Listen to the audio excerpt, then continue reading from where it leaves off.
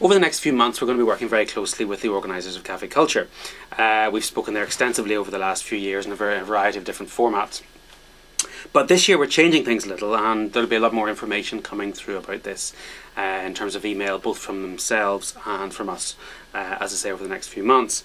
One of the things that we have been asked to try and do for them is to produce a top 10 tips for selling in the recession. So I'm going to do these over 10 videos over the next 10 days just to try and elaborate upon that. And the first tip that we have for selling in a recession is do not dilute the passion. One of the most crucial things that we talk about in this book, the second book, the Setting Up and Managing Your Coffee Bar book, is that the very first part of the great formula for success in a coffee shop is passion.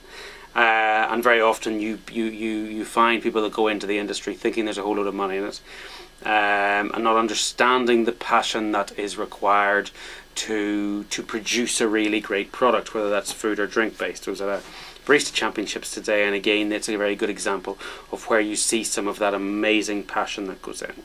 Now, the problem with some of the things that within Barista Championships is sometimes I think there's a lack of translation of that amazing passion through to marketing, through to actually helping the customer, through to creating something wow that the customer understands. But at the end of the day, if you dilute the passion, which is one of the things that sometimes happens in a recession, where people can tend to be a little bit knocked back, a little bit knocked down by what is going on out in the market, and they are hit by continually rising costs, so what they tend to do is continue to then just try and drop off the quality. That is a fundamental mistake, unfortunately, because what happens is the customer's perception of what they perceive to be value will only increase. So if they've got £5 to spend on their lunch, they are really going to want £5 worth of value, much more so than they would have done 2 or 3 years ago. And this is at least going to continue for the next year or so as we continue to plough our way through whatever sort of recession we continue to be in. So the point is, do not cut the passion out of the business. You need to stand there, regardless of whether you're potentially having a difficult time or not.